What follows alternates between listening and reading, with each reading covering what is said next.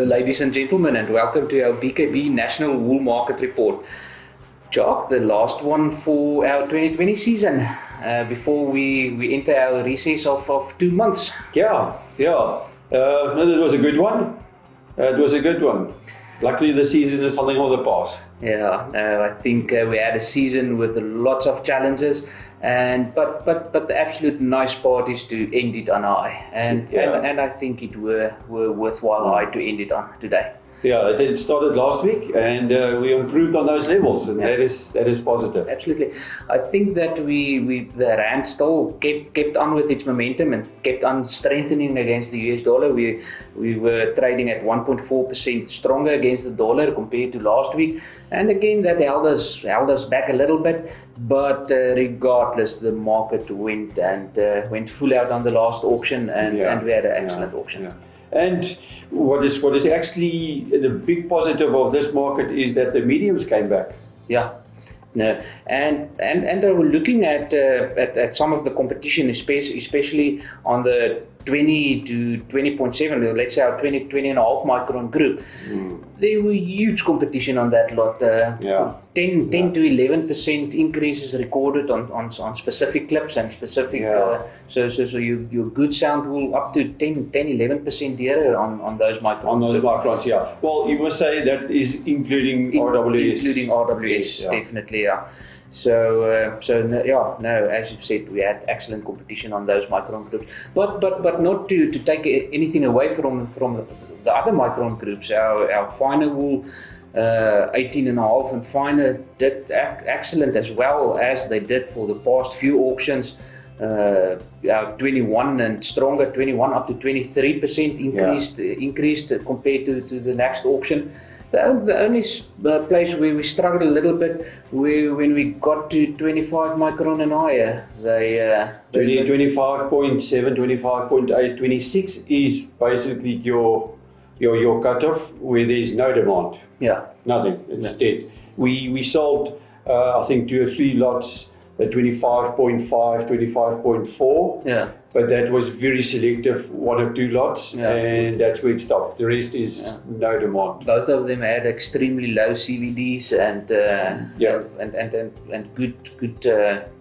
good strength. So it were 2 good batches. I think your synthetic market is overruling that micron group totally.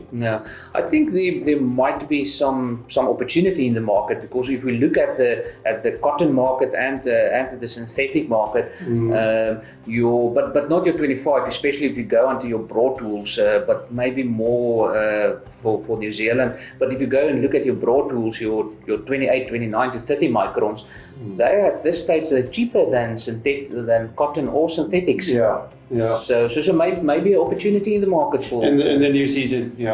So let's hope so. Yes.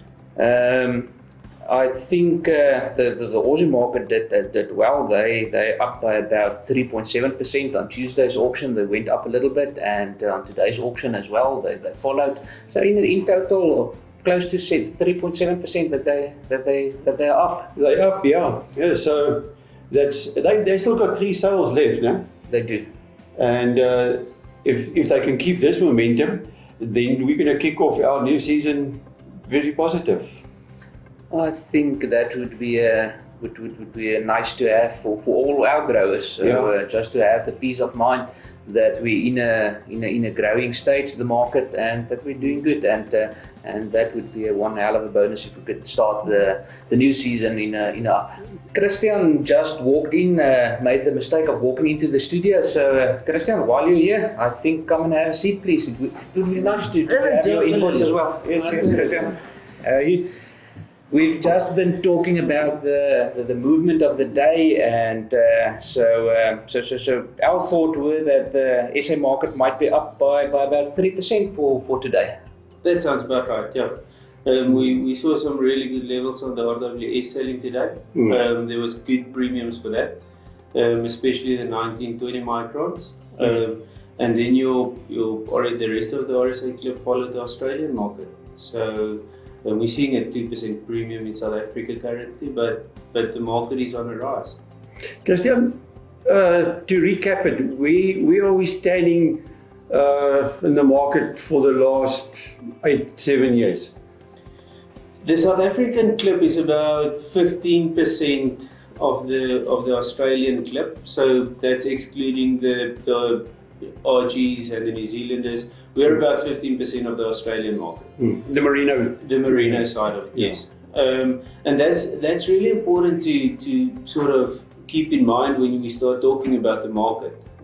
South Africa is the market leaders on RWS. We have close to 60% of the world's RWS, so that's really important to remember. So that's why we're seeing the South African market as the market leaders in the RWS, and this is driven by the consumer. This is not a standard that's driven by the producer, and that's why we're seeing these good premiums for the RWS. And it's being used by other brands as well as the standard. Then the Australian clip has declined yearly with 34% over the past 8 years. Yeah, and that's not drought driven. That is meat price. The meat prices are really good from Australia. So what we're seeing is that with the Aussie market merino clip declining, South Africa has gone from more or less 8% of the Australian clip to 15% now. So and that's mainly for their clip declining. It's not that our clip has been growing. No. Our clip has really stabilized over the last 4 years in South Africa.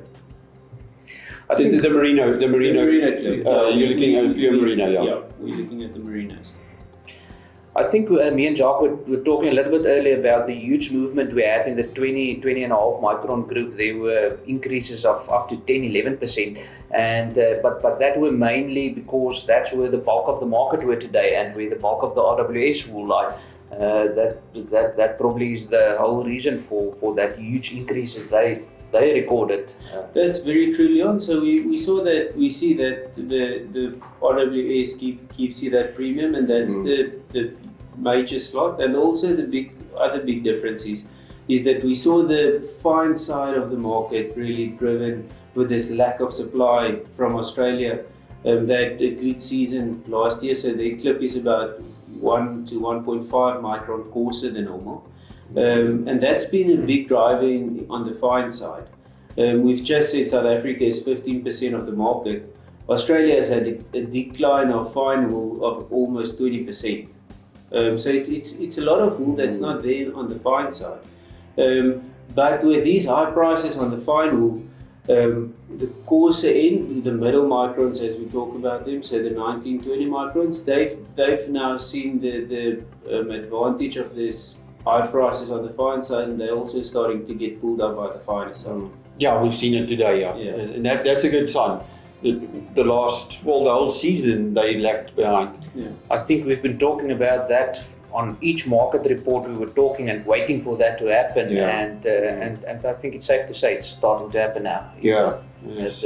And I think, Jock, this is more your speciality with it, looking at the markets. But if you look at around 2016, we saw the market at $13 Aussie dollars. Where it was stabilized and we were happy with the prices. Then we saw it go to $16 and it stabilized there for another year. Around 2017, and then we saw this huge wool market boom that everyone enjoyed, and we had the $21 for wool on the EMI, and then we got a little bit of resistance from the market, and it dropped back. The wool boom, we all enjoyed it, but it dropped back to that $16, $17 mark, and no one was prepared for COVID. So as soon as COVID hit, we dropped right back to $8.50. Okay, $8.50 to bring us in perspective, rand terms. It's 8 Aussie dollar. It's 8 Aussie dollars, so that's times 10. Times 10, 11, 80 to 85. Over the last 5 years, you can talk about $10 to $10.50. For the Aussie dollar, Yeah. So and we've now seen sort of a stabilization around that $13 mark for the last 3-4 months. But we've reached the day we've touched the $14 mark. So we're moving in the right direction, My personal opinion still is there's room to get you back to that $16, $17 mark. So it looks like we've seen the turnaround, hopefully, and we're in a declining market, yeah. As soon as I have to add to that, as soon as we see the stabilization of the rest of the world and consumers are back in the shops and buying, I think that's when we really will see the difference in our wool market, and that's why we have this sort of slow optimism about it. But I think we're actually starting to see that if we look at the American economy, it's growing faster than expected. The Chinese are growing at an exceptional rate. And I even heard this morning that our own South African economy is recovering faster than what we thought. So yeah, the recovery is there. So it's there, yeah. Well, if Europe is back in the market, or their people is back in the trading market, that's going to be very positive. I spoke to one of the big buyers about 3-4 weeks ago, and the Europeans are back. They've started niggling around. They're not back to their normal volumes. Moriano, with a big mill in Czech Republic, we've seen them getting stronger and stronger every week. So that's a good sign. Yeah. That's maybe why the mediums is coming in. That's a lot of it goes there. Yeah.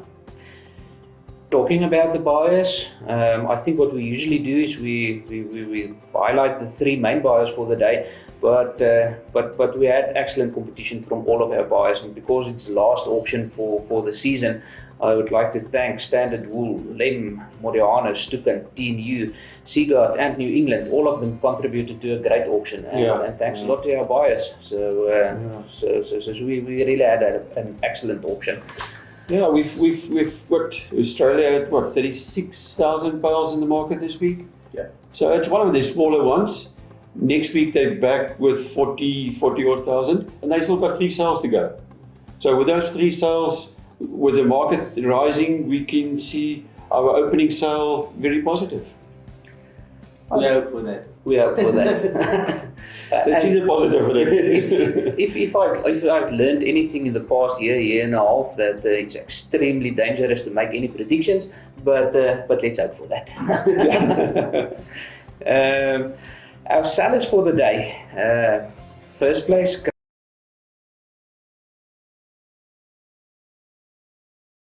Christian Wagenaar from Jamestown with a CH bow of 220 Rand. And excellent price for that. And Jacobus Leroux, Fort Beaufort, the same price, 220 Rand for a BH bale. Yeah. And Erika Erasmus Trust, AH bale, 207 Rand. So those were our top 3 producers for the day. Yeah, well, in the top 10, we had a 200 Rand for 17 micron. Those are 16 micron, 16.4, 16.5. But we've seen the mature lines coming in as well at 70 micron, and that's positive. It's not just your wieners or the hoggets that's reaching the top 10s. Yeah.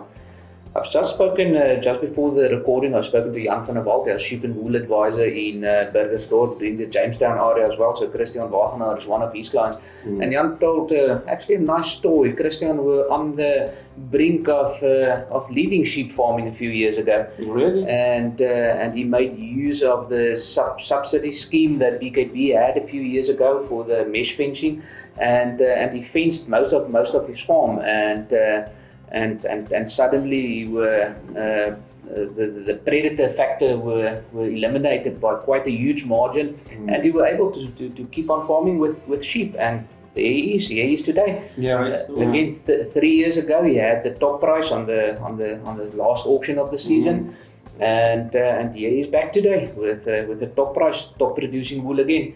Yeah. Have you seen his average? No, I haven't. 193 Rand. Yeah, that's about 30-35 Rand above last week's Peter averages. Yeah. So well done, Christian, with a well prepared clip and some beautiful wool. Well done with that. So that is what we're happening in the market today from our side. 34 catalogs down. Yeah, so not too bad. Then last week we had an interview with Robert Scott, but it got quite a lengthy one. It was regarding the interpretation of your wool accounts and your post-sale accounts and what to do with all that info. So we're going to quickly have a look at part 2 of the interview we had with Robert Scott. Robert, then we have a CV on Micron. So there's a coefficient of variation on your Micron. Maybe give us some insight. What does it mean, and where will the ideal be for that CV? Where do you want it? If you have a 21 micron wool, a typical 21 micron, where would the ideal be for your CV? All right. So CV is the meaning of CV is when we talk about the coefficient of variation. In other words, how to determine that CV or that coefficient. You take the deviation of the fibers. I always say, there's no such thing as an average in wool. And to explain that, probably the best is if you've got your 1 foot in boiling water and the other one in a bucket of ice water, are you on average going to feel happy? Surely not. So, and exactly the same with wool. So we don't want the deviation of fibers too broad. So the narrower you can bring it, and that we call the staple deviation. So we take that staple deviation, in other words, how does it vary from your mean fiber diameter, or that ugly little word average, and you divide that into that mean fiber diameter, and that gives you your CV. Now, what's important to remember is that we talk about a fineness, and we talk about a spinning fineness. Now, the definition for spinning fineness is purely a number which attempts to combine the mean fiber diameter and the coefficient of variation into a single measurement of fineness to estimate, I want to put emphasis on this, to estimate the performance of wool when it is spun into the yarn. All right, so that's what's important. So there is a 4% tolerance. So if you've got a 20 micron, you can have a 24, and that will still give you an end product of 20 micron. But a tip to my farmer friends, when buying rams, just make sure that the coefficient of variation is lower than the mean fiber diameter. I'll repeat that. Just make sure that your coefficient of variation is lower than what your mean fiber diameter or your micron is. And that will result in wool that will process finer, that give you a better quality end product. Those are wool, genetically, you're going to breed finer. And then what's important also with that is your comfort factor. So the lower you bring your coefficient down, the lower is your comfort factor. And that comfort factor is in microns over 30. Wool here over 27 microns start giving you a prickly effect. So in other words, that fiber is strong enough to pierce you and make you it'll give you a prickly. It's like a needle. Yeah. Robert, the CVD, I normally explain it to my clients is, would you be happy if you make up a wash lot of 160 bales? Would you be happy to blend 10 bales of a 17 micron wool with a CVD of 21? That will bring the average down on that wash lot so much. So yes, your hoggets might test 17 micron, and that's what most of the farmers do. They would class the use at a 2-2 stage, and then it's too late. But then, if you've got a variation in your flock, that's where it starts to cull those lambs at the early stage. And that's your most expensive wool in your clip. Now, with a 17 micron and a CVD of 22, you're not going to get your full price for that 17 micron on the day of sale.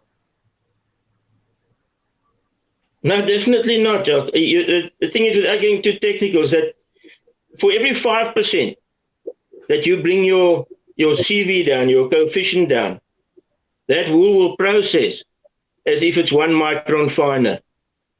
So now you're talking about a 17 at a 22 or 25. That wool's not going to give you a 17 micron end product. is going to give you an 18 micron. Exactly. Yeah. Just as an example. Yeah. And vice versa. Vice versa. You can have a 20 micron wool and it'll give you the end product which is finer. So the one day, if both farmers have got 20 micron, and 20 micron will fetch a price, and his neighbor's also got a 20 micron with a lot lower CV, which will fetch a higher price, because at the end of the day, those products, 20 microns go into different puddings. 2 different wash lots. Yeah.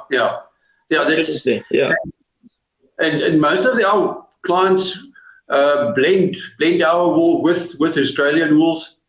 That's very square, and I believe very square in CVD as well. So you can't expect your 10 bales to be processed separately.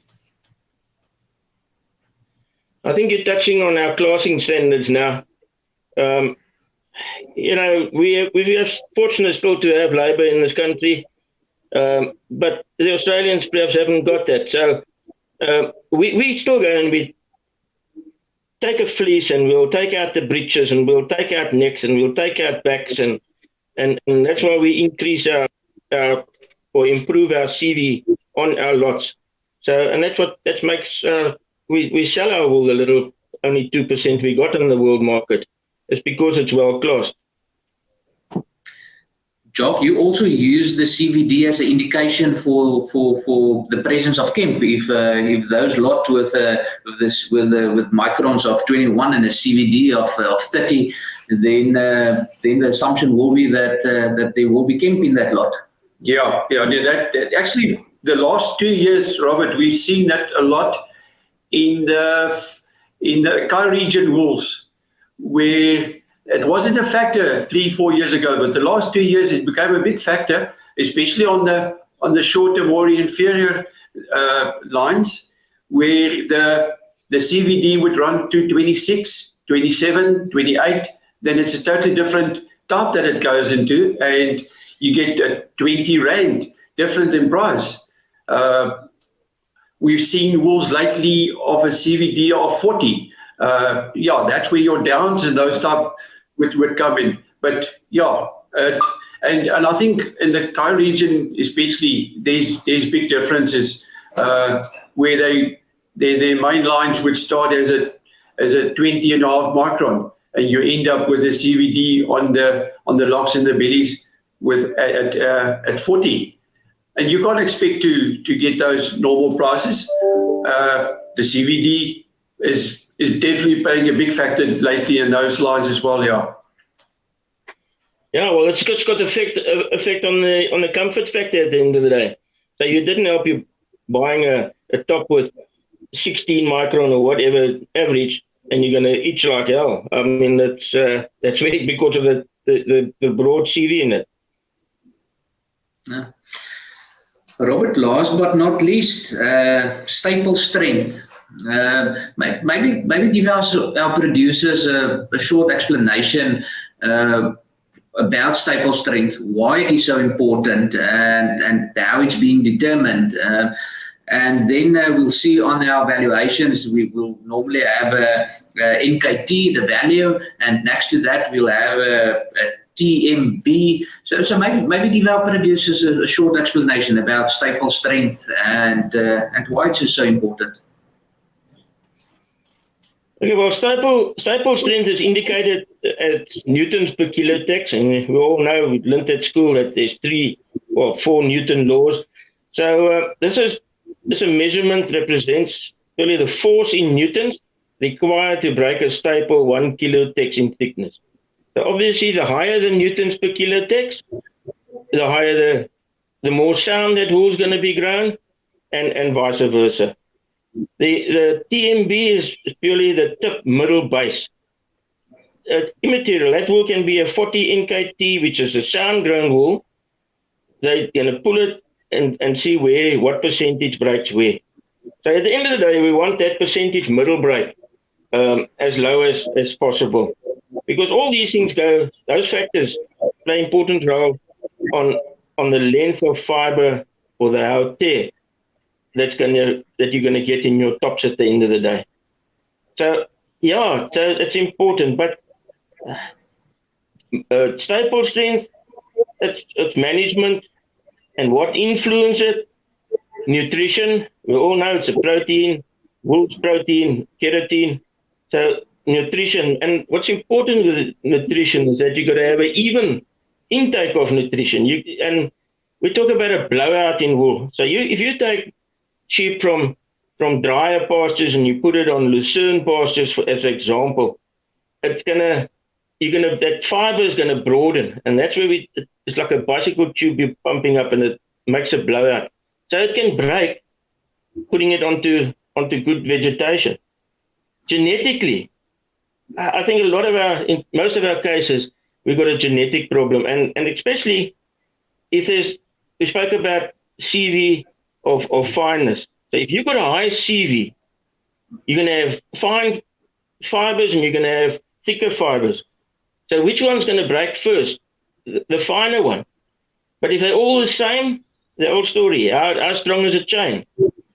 So if you've got a lower CV, you're going to have a higher Newton per kilo tax. The same with genetically also your length of fiber. So if you've got a big variation in length, you're going to have a lower staple strength. If it's an even length, you're going to have a higher or a better staple strength. We forget lots of times about stress. Now, you don't see stress a lot it's not very obvious in wool sheep. You see it more in your mutton breeds and so on, where they just throw the whole coat off. But in the merino wool sheep, you can have a 5% up to a 5% stress level. In other words, we talk about a follicle shutdown. So that follicle closes, and that wool breaks off, and it's lost. So you shed 5% less wool at today's prices. It's a big amount. And the factor that stresses sheep the most, there's quite a few of them, but the one that affects sheep the most is water. Have a look when sheep get to a water trough and there's no water in the trough where they used to. Then they run all over the place, and that's when the biggest stress level is. And then obviously production. So if you're producing lambs, you're producing protein. And that mother ewe is going to look after the lamb before she worries about her own coat and our wool. So yeah, so your production there with lambs is going to affect the protein levels of that ewe, and it's going to affect it. So those are basically the four influences that is going to cause a break in your fiber. But I think we oversee the genetic side of it, and how important that is in our sound grown and better tensile strength wools. Robert, interesting question that I get a lot is, especially on your 6 to 8 months clips, you guys would end up with a tail longer than the greasy length. And yeah, how is that possible? Yeah, well, you see, at the end of the day, it's just what is the length of fiber going to be in my tops. So there's a couple of factors that's going to determine that, and the main ones are, well, they take into account in that formula. They take into account the micron. They take in the position of break. They take in the tensile strength. They take in the percentage VM, and that all goes into a formula, and the original length will go into a formula, and that will give you your hard tear or the possible length of fiber you're going to get in the tops. So I think I always tell the clients, if you get a hard tear that's longer, then it's very simple. It's just that the processor is not going to lose any wool. But if you've got a 70 staple length and you're going to have a 50 out there, somewhere he's going to lose 20 mils of wool, known as noils, is going to become that. So those wools with a high NKT and that are sound grown, and low VM, it's very possible to get a longer out tear. That's simply just on the formula that it shows out there. Robert, thanks a lot for your time. Appreciate it. I think there's still a little bit of time left to get the boat in the water and maybe get dinner ready for tonight. So you still have a little bit of time left. Thanks a lot, Robert. I think it's important that what farmers and what producers must do is that before they start their next clip, before they start shearing, is to contact their broker, contact the sheep and wool chap, take their account sales. They've got the account sales, they've got the pre-sale, got all these detail, and sit and discuss this and say, right, what am I going to do, and where have I gone wrong to maximize the income for my clip? I can take any clip and I can tell you do this or do that, and I'm possibly going to save you your bail costs or your transport costs or something like that. So the making up of the clip starts before you even start shearing. We've got all these details. They're wonderful. They're valuable. Use them and increase your income. I think we need a follow-up on this one. There's still a lot to talk to. Yeah. We could have a series 2 and 3 and to be continued, this one. But Robert, thanks a lot for your time. I appreciate it. That's about what we have time for today. So thanks a lot. Always nice to talk to you. Great, guys. Take care. Ladies and gentlemen, thanks a lot for listening to our National Wool Market Report. Then we will be back with the full market report on the 11th of the 8th. And the scale will be closing for that specific auction on the 9th. The 7th. On the 7th. On the 7th of July, the scale will be closing for that specific sale. But we will not be totally off air for the 2-month recess period. We will try to do every 2 weeks to have a nice conversation, have a nice guest speaker, and still keeping the conversation going. So stay tuned for every 2 weeks. We will still be having a conversation. Thanks a lot, Jock. Thanks. Thank you. Christian, thanks for joining us on short notice. Big pleasure. Thanks, bro.